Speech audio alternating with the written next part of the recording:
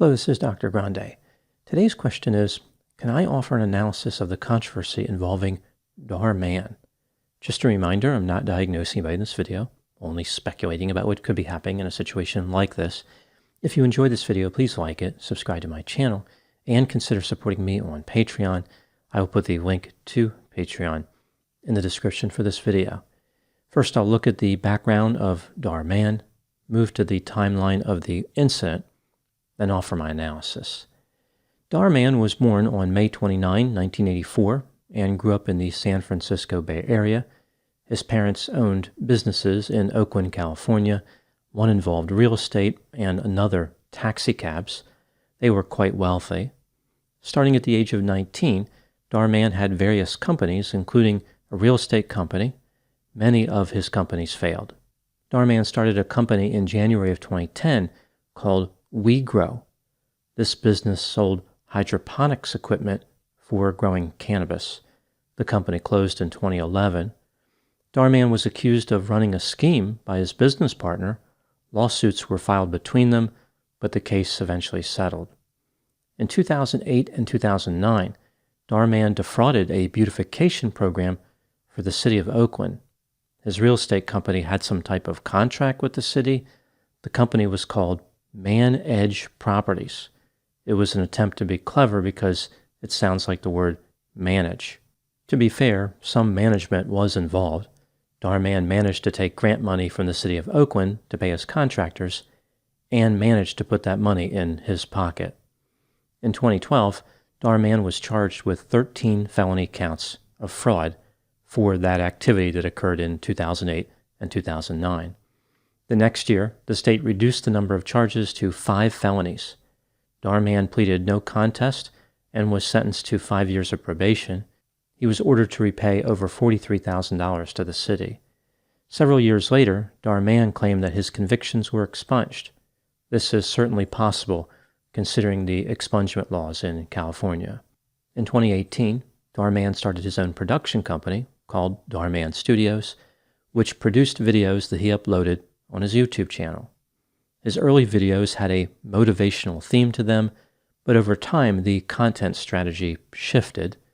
Dhar Mann started producing poorly written morality plays and increased the production value. The videos appeared to be more expensive to make than many other videos featured on social media. For example, they used professional-looking sets and featured actors who were compensated financially. The characters in the videos would face various challenges related to misbehavior and learn from their experiences. The high production value was not enough to compensate for the many negative qualities of the videos. For example, the plots were obvious, predictable, and simplistic.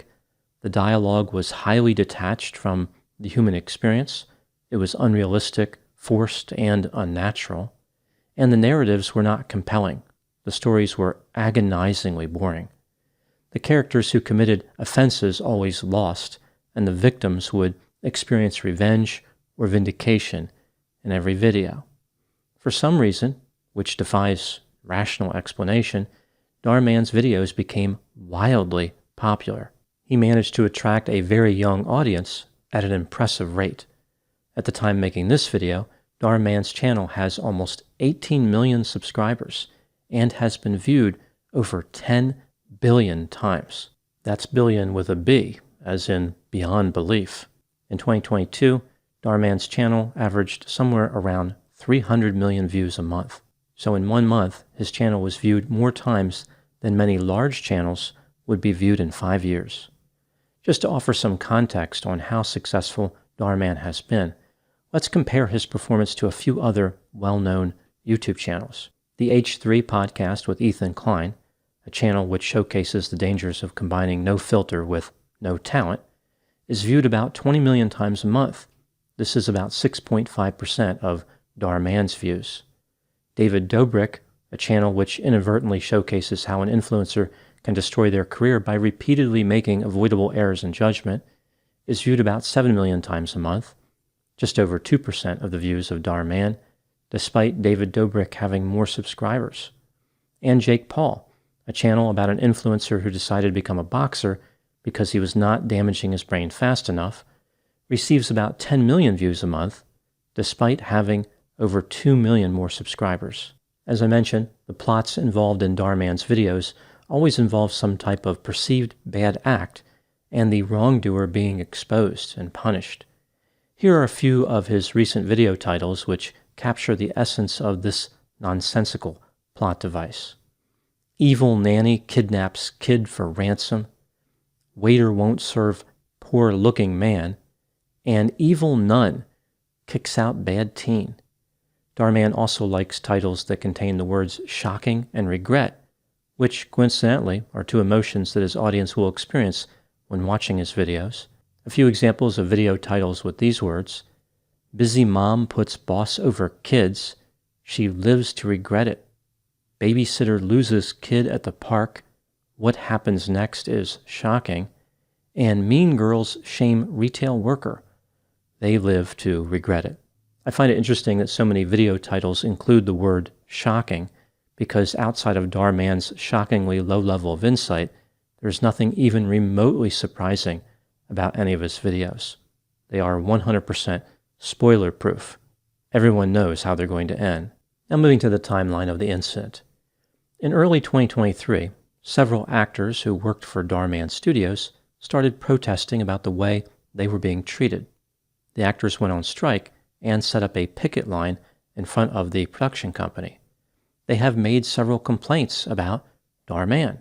For example, they are saying that he has treated them unfairly, they get low pay, the company is not listening to their complaints, and the company has fired actors who have complained in the past.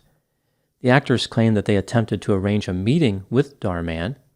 The meeting kept getting postponed, but when it finally happened, Dhar Mann was not there. They were told later that he would never meet them. They were welcome to forward any complaints to Human Resources. The actors said that they are contractors, which of course means that interacting with HR seems a little bit strange. HR departments typically center around employee relations, although technically the production company can order HR to fulfill any role. Dhar Mann released a statement in response to the controversy. Here is a summary. Dhar Mann's company arranged an in-person meeting with actor representatives, but they refused to communicate concerns and walked out of the meeting. He defended the pay structure at his company, saying that extras get $18 an hour and actors with speaking roles are paid between $33 and $44 an hour. His company offers project-based opportunities, and the jobs can last from a few hours to a few days. They do not offer full-time positions. They want to create opportunities for a wide range of people. The actors are told how much they are going to make in an offer letter. They can take it or leave it. Dhar Mann admitted that they have stopped working with certain actors, but claimed it was due to complaints. Now moving to my analysis. Here are my thoughts on a few areas that stood out to me in this case. Item number 1. As I mentioned, Dhar Mann has obtained incredible popularity for reasons that seem mysterious. Why has he been so successful? The videos that Dhar Mann produces are designed to appeal to a very young audience, individuals who have not developed critical thinking skills and are attracted to emotionally driven and simplistic content. The stories do not contain much variation as far as the plot is concerned. The characters and the settings may change, but every video is pretty much the same as far as the theme. It goes something like this. An individual does something socially unacceptable, like passing judgment, making assumptions, or being insensitive. The victim of this offense suffers as a result. In a twist of fate, the perpetrator suffers immediate consequences and the victim is fully vindicated. Justice has been served.